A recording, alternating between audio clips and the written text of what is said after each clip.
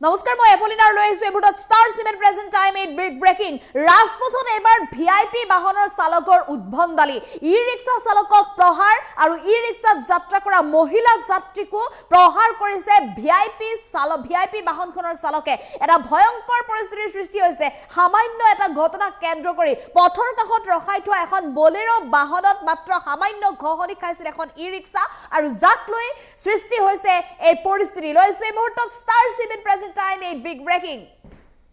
শ্ৰীভূমি শহৰেৰ ৰাজপথত বিলাসী বাহনেৰ চালকৰ গুন্ডাগিরি কিছু সময় পূর্বে সংঘটিত হয়েছে এই ঘটনা শ্রীভূমি শহরের মাজমজিয়াত সংঘটিত হয়েছে এই ঘটনা সামান্য কথাতে ই রিক্সার চালক আর যাত্রীক আক্রমণ করেছে ভিআইপি বাহনের চালকে এখন বলেরো বাহনের চালকে এই ঘটনা সংঘটিত করেছে কঠোরভাবে প্রাণ রক্ষা করেছে ই রিক্সাত থকা মহিলা যাত্রীরও ই রিক্সাত থকা মহিলা যাত্রীকো প্রহার করেছে বলেরো বাহনখনৰ চালকে বিলাসী বলেৰো বাহনেৰ চালক মোহাম্মদ নাজিৰ নামৰ লোকজনে আক্ৰমণ কৰা অভিযোগ উত্থাপন কৰেছে ভয়ঙ্কৰ আক্ৰমণত আঘাতপ্ৰাপ্ত হয়েছে ই ৰিক্সা চালকগৰাকীৰ লগতে ই ৰিক্সাত থকা মহিলা যাত্ৰীও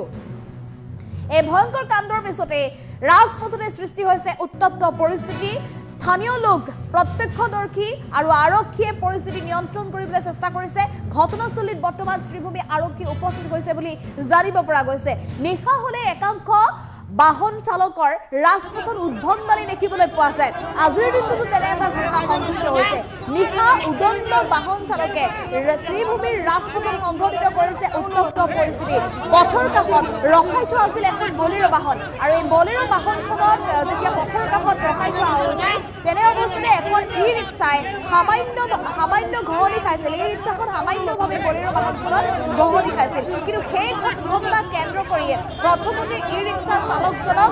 অশ্লীল গালি গালাজ মাৰিছিল বলেৰো বাহনখনৰ চালকে আৰু তাৰ পিছতে নামি গৈ ই ৰিক্সা চালকজনক প্ৰহাৰ কৰিছিল গুৰুতৰভাৱে প্ৰহাৰ কৰিছিল আৰু যেতিয়া কাজিয়া নকৰিবলৈ ই ৰিক্সাত থকা মহিলা যাত্ৰীয়ে অনুৰোধ জনাইছিল মোহাম্মদ নাজিম নামৰ ব্যক্তিগৰাকীক আৰু সেই সময়তে মহিলা যাত্ৰীগৰাকীকো টাৰ্গেট কৰি লয় এইগৰাকী মোহাম্মদ নাজিমে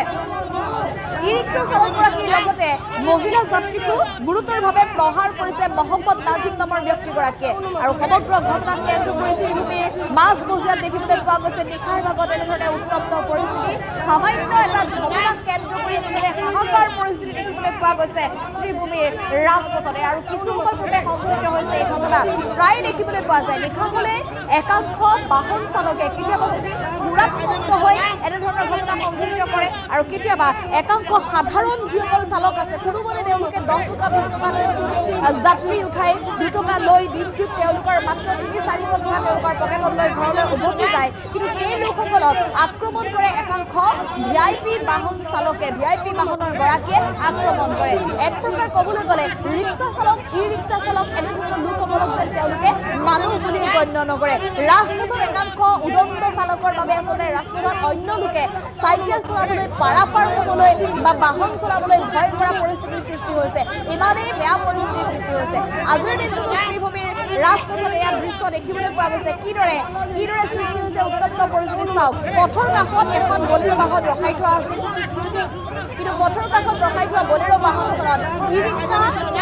এখন ই ৰিক্সা হঠাৎ ঘহনি খাইছিল মাত্ৰ সামান্য ঘহনি খাইছিল যিহেতু পথটো কিছু ঠেক চহৰৰ ভিতৰৰ পথ গতিকে যথেষ্ট তীব্ৰ ব্যস্ততাপূৰ্ণ এটা পথ গতিকে এই সময়ছোৱাত সামান্য পৰিমাণে মাত্ৰ ঘহনি খাইছিল আৰু তাক লৈ যিজন বলেৰো বাহনৰ চালক আছিল বলেৰো বাহনৰ চালকজনে প্ৰথমতে ই ৰিক্সা চালকজনক ৰখাই লৈ বিভিন্ন ধৰণৰ বেয়াকৈ গালি গালাজ মাৰে অশ্লীল গালি গালাজ মাৰে আৰু পৰৱৰ্তী সময়ত কি কৰে ই ৰিক্সা চালকজনক গুৰুতৰভাৱে প্ৰহাৰ কৰে আৰু যেতিয়া ই ৰিক্সা চালকজনক প্ৰহাৰ কৰাত বাধা আৰোপ কৰিছিল ই ৰিক্সাখনত থকা মহিলা যাত্ৰীসকলে মহিলা যাত্ৰীকো গুৰুতৰভাৱে প্ৰহাৰ কৰিছে অৰ্থাৎ মহিলা যাত্ৰীকো তেওঁলোকে অপদস্থ কৰিছে এখন ভিআইপি বাহনৰ চালক হৈ এনেধৰণৰ ঘটনা সংঘটিত কৰিছে সাধাৰণ এগৰাকী ই ৰিক্সা চালকৰ সৈতে ই ৰিক্সা যাত্ৰীৰ সৈতে আৰু পৰৱৰ্তী সময়ত ঘটনাস্থলীত সৃষ্টি হৈছে এই ঘটনা কেন্দ্ৰ কৰি উত্তপ্ত পৰিস্থিতি ঘটনাস্থলীৰ বিভিন্ন স্থানৰ পৰা যিসকল দোকানী আছিলে ব্যৱসায়ী আছিলে স্থানীয় যিসকল প্ৰত্যক্ষদৰ্শী আছিলে সকলো আহিছে কাজিয়া এৰিবৰ বাবে সকলো আহিছে যেতিয়া সকলোৱে চেষ্টা কৰি বুজাই বঢ়াই শান্ত কৰিব পৰা নাই ভিআইপি বাহনৰ চালকক লগে লগে খবৰ দিয়া হৈছে আছে আৰক্ষী এই ঘটনাস্থলীত উপস্থিত হৈ পৰিস্থিতি নিয়ন্ত্ৰণ কৰিবলৈ সক্ষম হৈছে বুলি লক্ষ্য কৰা গৈছে আৰু সমগ্ৰ ঘটনাক কেন্দ্ৰ কৰি এতিয়া আৰক্ষীয়ে সোধপোছ অব্যাহত ৰাখিছে ভিআইপি বাহনখনৰ চালকৰ সমান্তৰালভাৱে যিগৰাকী ই ৰিক্সা চালক আছে যাত্ৰী আছে সকলোকে বৰ্তমান ঘটনা সন্দৰ্ভত সোধপোছ অব্যাহত ৰাখিছে বুলি জানিব পৰা গৈছে।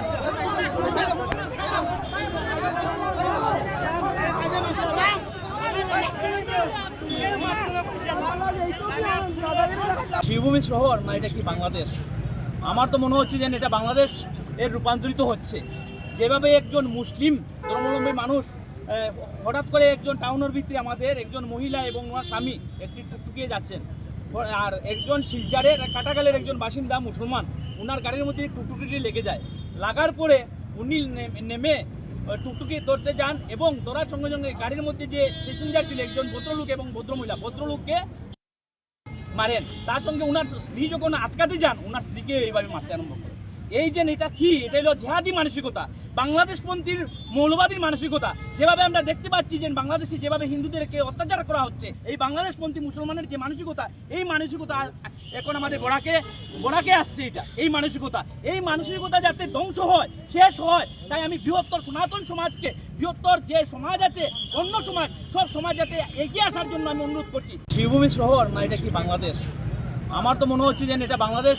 এর রূপান্তরিত হচ্ছে। যেভাবে একজন মুসলিম ধর্মাবলম্বী মানুষ হঠাৎ করে একজন টাউনের ভিতরে আমাদের একজন মহিলা এবং ওনার স্বামী একটি টুকটুকিয়ে যাচ্ছেন, আর একজন শিলচরের কাটাগালের একজন বাসিন্দা মুসলমান, ওনার গাড়ির মধ্যে টুকটুকিটি লেগে যায়। লাগার পরে উনি নেমে টুকটুকি ধরতে যান এবং ধরার সঙ্গে সঙ্গে গাড়ির মধ্যে যে প্যাসেঞ্জার ছিল একজন ভদ্রলোক এবং ভদ্রমহিলা, ভদ্রলোককে মারেন। তার সঙ্গে ওনার স্ত্রী যখন আটকাতে যান ওনার স্ত্রীকে এইভাবে মারতে আরম্ভ করে। এই যে এটা কি, এটা হলো জেহাদি মানসিকতা, বাংলাদেশপন্থীর মৌলবাদীর মানসিকতা। যেভাবে আমরা দেখতে পাচ্ছি যে বাংলাদেশে যেভাবে হিন্দুদেরকে অত্যাচার করা হচ্ছে, এই বাংলাদেশপন্থী মুসলমানের যে মানসিকতা, এই মানসিকতা